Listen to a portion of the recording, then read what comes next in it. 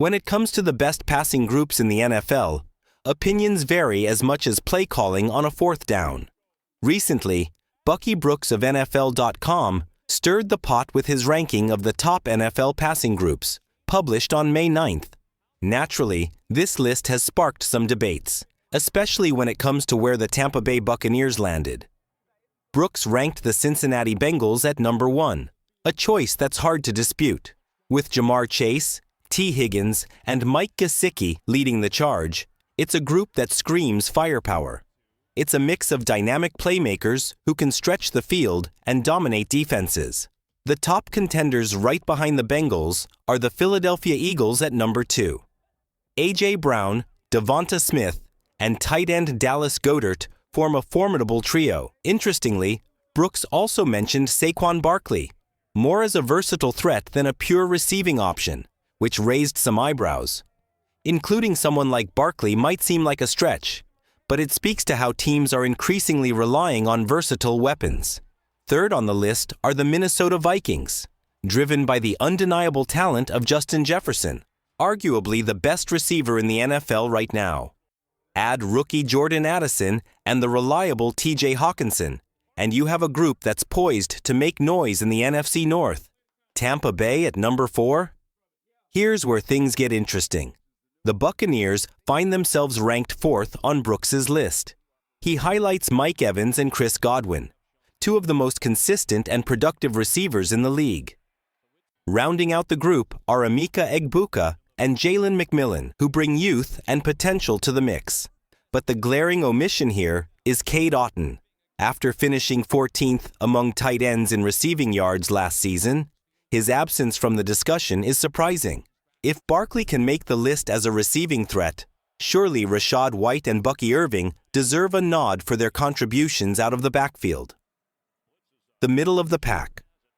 At number 5 are the Los Angeles Rams, boasting Puka Nacua, Davante Adams, Tutu Atwell, and Tyler Higbee. It's a balanced group, but questions remain about their consistency. Meanwhile, the Detroit Lions sit at number 6, led by Amon-Ra St. Brown, Jameson Williams, and rookie tight end Sam Laporta.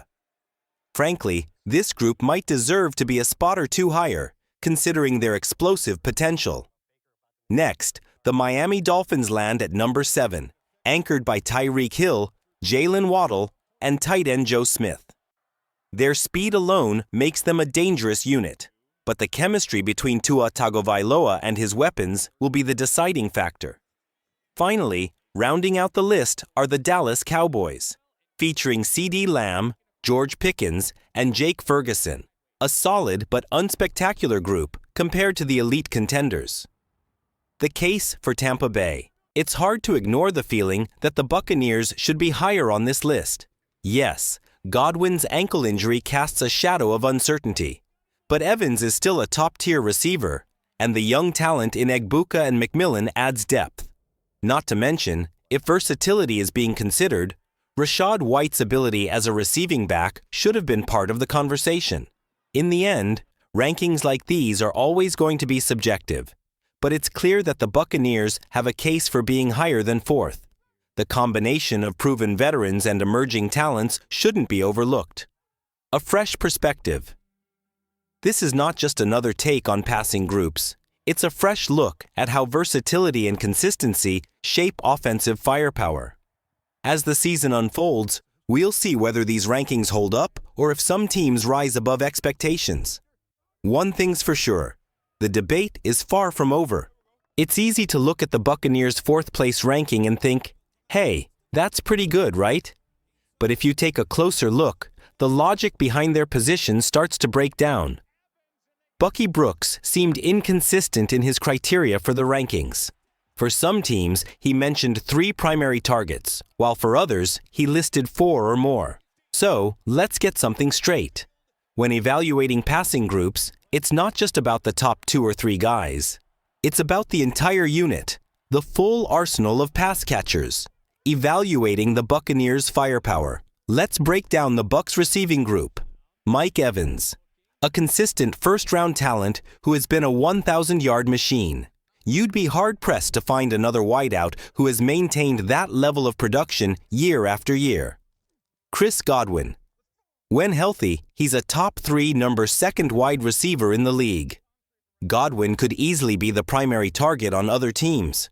Remember, the Patriots almost made him their wide receiver 1 not too long ago.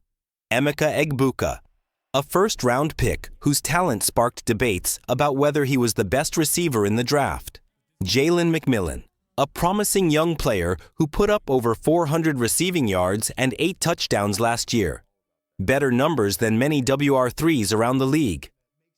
Cade Otton ranked 14th in receiving yards among tight ends last year.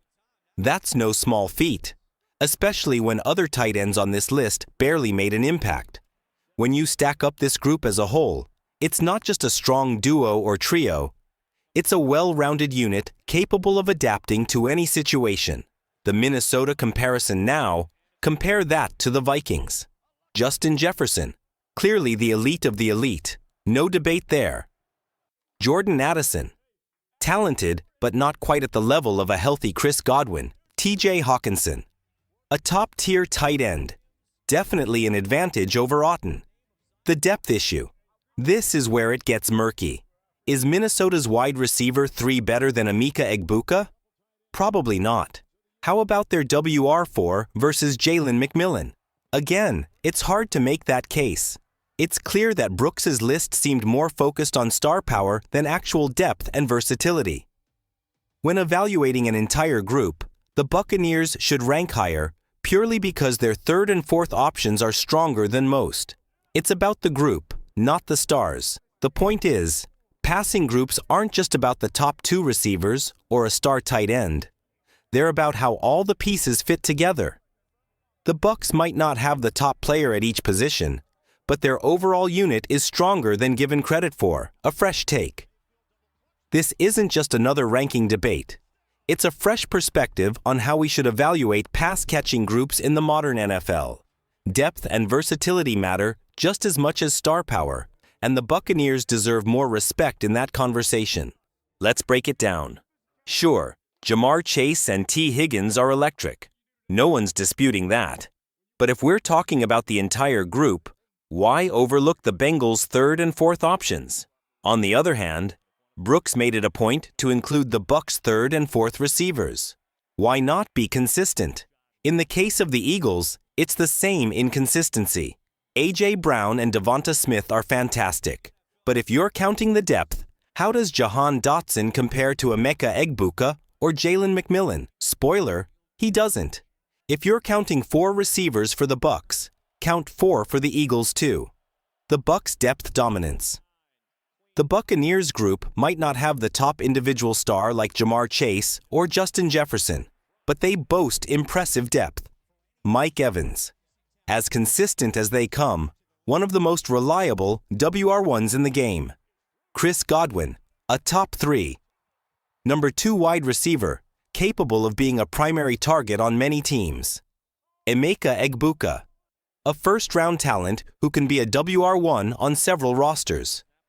Jalen McMillan, a wide receiver 2 on numerous teams with production to back it up.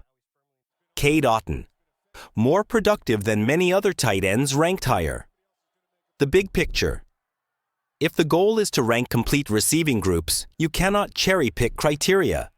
Counting only the top 2 or 3 players for some teams while including 4 or more for others is just unfair. The Buccaneers boast a more balanced and complete receiving core than the Vikings or Eagles when evaluated as a group. It's not just about having 1 or 2 elite names. It's about having depth, versatility, and reliable production across the board. A fresh perspective. This isn't just another take on the Bucs receiving group. It's a re-evaluation. The numbers, the depth, and the potential are all there. It's time to give the Buccaneers the credit they deserve and recognize that they belong at the top of this list. Here's the bottom line. If the goal is to rank the best pass-catching groups in the NFL, depth has to be part of the equation. The Buccaneers have something special in their wide receiver room, something that the Bengals, Eagles, and Vikings just don't have. When you look at the third and fourth wide receivers from those other teams, they're solid but not standout. They wouldn't automatically become WR2s or WR1s on another roster. The Bucs, however, have that kind of versatility. Emeka Egbuka and Jalen McMillan could easily be wide receiver 2s or even wide receiver 1s on many NFL teams right now. That kind of depth shouldn't be overlooked. The best of the best. It's not about arguing that Mike Evans and Chris Godwin are definitively better than Jamar Chase and T. Higgins, or that Cade Otton is superior to T.J. Hawkinson. Those debates are reasonable, and opinions will vary. What truly makes the Bucs group stand out is their collective talent and flexibility. It's not just a duo or a trio, it's a complete unit that can rotate and adapt based on matchups and game flow. Rethinking the rankings. If we're honest about what it means to have the best pass-catching group, it has to include all the pieces, not just the top names. That's why, after the draft and evaluating the roster, I believe the Buccaneers truly have the most complete, versatile, and talented pass-catching group in the league right now. A fresh perspective. This isn't just a hot take. It's a new way of looking at the rankings. Instead of focusing solely on the marquee names, it's about the entire group and how they fit together. The Bucs' depth makes them elite, and it's time to recognize that. So, what do you think? Agree or disagree? Let me know your thoughts. The conversation is just getting started.